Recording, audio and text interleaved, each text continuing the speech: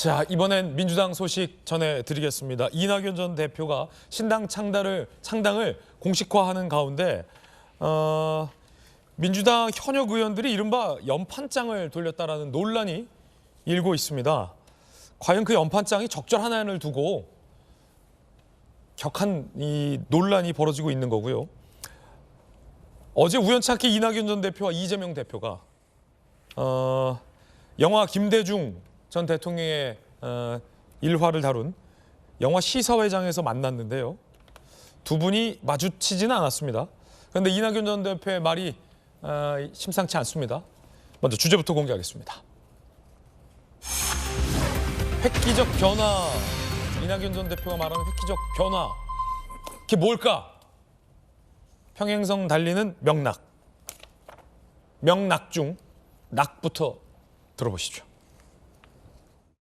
새해 초에 국민께 보고를 드리겠노라고 했습니다. 그 말씀의 뜻은 민주당에게 연말까지 시간을 준다는 뜻인데 그 말을 알아듣는지 못 알아듣는지 모르겠습니다. 민주당이 획기적인 변화의 의지를 보인다면 대화의 용의가 있습니다. 그러나 그냥 미봉하고 넘어가겠다라고 한다면 의미가 없을 거로 봅니다. 단합 요청했는데 모레 김부겸 총리와 만나시게 돼 있죠. 좋은 대화가 있길 바랍니다. 현재까지는 전혀 없습니다. 만나자는 연락을 직접 한 거는 지금까지 아니 직접이건 간접이건 없었습니다. 실장도 맞들면 네네. 예전부터 저는 혁신을 통한 단합을 말씀을 드렸고요. 그러나 아직까지 혁신이 이루어지지 않고 있다는 건 여러분도 아실 겁니다. 만날 생각도 없지만 이재명 대표 쪽에서 만나자는 연락도 없었다. 직접, 간접 다 없었다라는 얘기를 하는 겁니다. 이재명 대표도 별로 만나고 싶지 않아 하는 것 같다라는 내용인데요. 마침 저 영화 시사회장에는 이재명 대표도 있었고요. 김부겸 전 총리도 있었다고 하는데 두 분의 이야기도 들어보시죠. 대표님 고생하시는 거 나를 위해서 또큰 복을 행복해 주셔서 그런 말씀 조금 드렸습니다.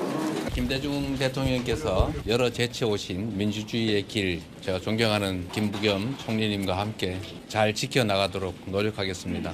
백지장도 맞들어야 되는 상황이어서 모두가 함께 힘을 합칠 수 있도록 저도 최선을 다하겠다는 말씀 드립니다. 그 민주당을 중심으로 한 그동안의 이런 역사를 그걸 더 큰 물줄기를 만들어 주셨으면 좋겠다. 이낙연 전 대표도 포용해야 한다는 취지로 좀 알아주는. 당연히 그래 봐야 되지 않겠어요? 김부겸 총리 오랜만에 보네요. 당연히 이낙연 전 총리도 포용해야 되지 않겠냐. 이낙연 전 대표를 포용하라라고 이재명 대표에게 이 얘기를 했다는 겁니다. 부탁을 했다는 거지만 요구를 했다라고 읽히는데요. 물론 이재명 대표와 이낙연 전 대표가 시사회를 상영할 시간은 달랐습니다만 앞서 시사회에 갔던 이재명 대표가 의지가 있다면 이낙연 전 대표와 만날 수도 있었겠죠. 하지만 백지장도 맞들어야 한다라고 밝혔던 이재명 대표. 그 백지장을 맞들긴 할 텐데 너는 맞들지 마라는 뜻은 아닌지에 대한 논란도 일고 있습니다. 연락을 안 하고 있다는데 이낙연 전 대표야 지금 이재명 대표 물러나라. 당신 있으면 민주당 안 된다. 당신이 물러나야 내가 안 나간다라고 요구하고 있는 상황이니까 먼저 연락을 안 할 거고 이재명 대표가 이낙연 전 대표에게 연락도 하지 않고 있는 이유는 잡지 않겠다 이런 뜻입니까? 아예 그런 생각은 아닐 거라고 생각합니다. 고민은 있을 텐데, 지금 현재 가장 핵심적인 쟁점은 지금 우리 원칙과 상식에서도 이야기를 했지만 통합 비대위로 전환을 하라. 네. 그러니까 대표께서는 좀 옆에 물러나 있어라.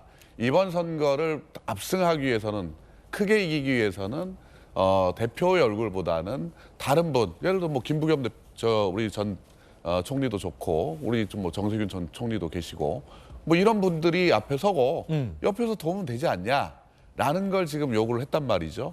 그런 부분에서 아마 통합 비대위로의 전환이라는 게 지금 가장 핵심적인 혁신의 목표고 또 방향인데 그거는 우리 당대표의 사퇴를 전제로 해야 되는 문제가 있습니다. 그렇죠. 근데 그거는 결심을 하지 않으면 사실 이낙연 대표를 만나서 할 얘기가 없잖아요. 할 얘기 없죠. 김부겸 대표하고도 아마 20일 전 총리와도 만남이 있을 텐데 그 부분이 가장 핵심입니다.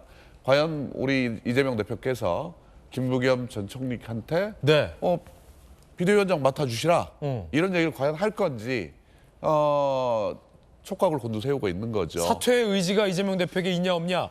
정청래 최고위원 같은 경우는 윤영찬 의원님 이재명 대표 직인 안 찍힌 공천장은 안 나간다 이런 얘기했는데요. 예, 정치라는 건 고정돼 있는 게 아니죠. 언제든지 변화가 예. 올 수밖에 없는 것이고 저쪽에서 한동훈 비대위원장이 나왔을 때 그러면 우리 당은 어떻게 해야 될 것이냐. 우리 당은 또 뭔가 혁신의 모습을 보여줘야 되는 거 아니냐. 뭘 보여줄 거냐. 지금까지 하나도 지금 보이지 않고 있는데 대표는 안 된다.